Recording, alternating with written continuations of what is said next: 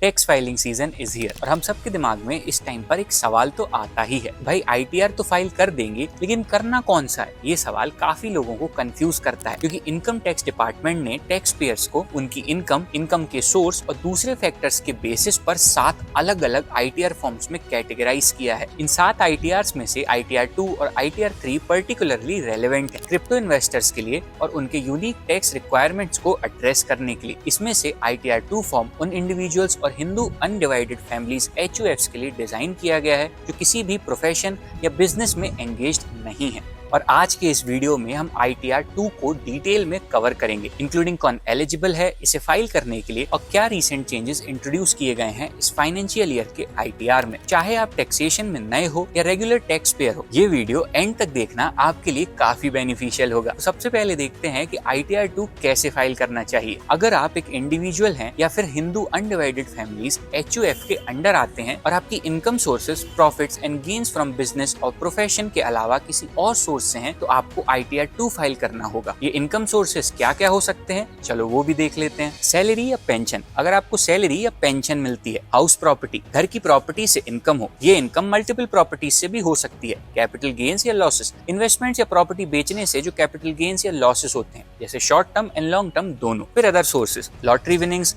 Race horse bets and legal forms of gambling से जो income मिलती है वो। रेसिडेंट्स विद फॉरेन इनकम, वो रेसिडेंट्स जो फॉरेन इनकम क्लेम करते हैं, फॉरेन टैक्स क्रेडिट्स क्लेम करते हैं और फॉरेन एसेट्स डिस्क्लोज करते हैं। एग्रीकल्चर इनकम अगर 5,000 रुपए से ज्यादा हो। Residents not ordinarily resident and non residents, income from virtual digital assets, crypto या किसी भी वर्चुअल डिजिटल एसेट से जो इनकम मिलती है वो। अगर आपकी टोटल इनकम इन सोर्सेज से ₹50 लाख से ज्यादा है तो आपको अपनी रिटर्न्स आईटीआर 2 से फाइल करनी होगी। इसके अलावा अगर आप किसी कंपनी के डायरेक्टर हैं या आपने अनलिस्टेड इक्विटी शेयर्स में इन्वेस्ट किया है तो भी आपके लिए आईटीआर 2 फाइल करना मैंडेटरी है। चलो अब देखते हैं कि इस साल आईटीआर 2 में क्या चेंजेस किए गए हैं। अब असेसमेंट ईयर 2023-24 में काफी सिग्निफिकेंट चेंजेस हुए हैं जो कि असेसमेंट ईयर 2024-25 में भी सेम रहने वाले हैं। इसीलिए इन चेंजेस को ध्यान से समझना टैक्स पेयर्स के लिए काफी जरूरी है। पहला चेंज तो ये है कि आप अपने VDS की जो इनकम कैलकुलेट करते हो उसको आसान बनाने के लिए एक नया स्केड्यूल इंट्रोड्यूस किया गया है। दूसरा मेजर चेंज है relief US 89A additional clause for residents with foreign retirement benefits. So basically एक नया क्लॉज ऐड किया गया है जो उन रेसिडेंट्स को रिलीफ देता है जो कि फॉरेन रिटायरमेंट बेनिफिट्स अकाउंट से इनकम रिसीव करते हैं। इस क्लॉज में आता है पॉइंट नंबर 1E4।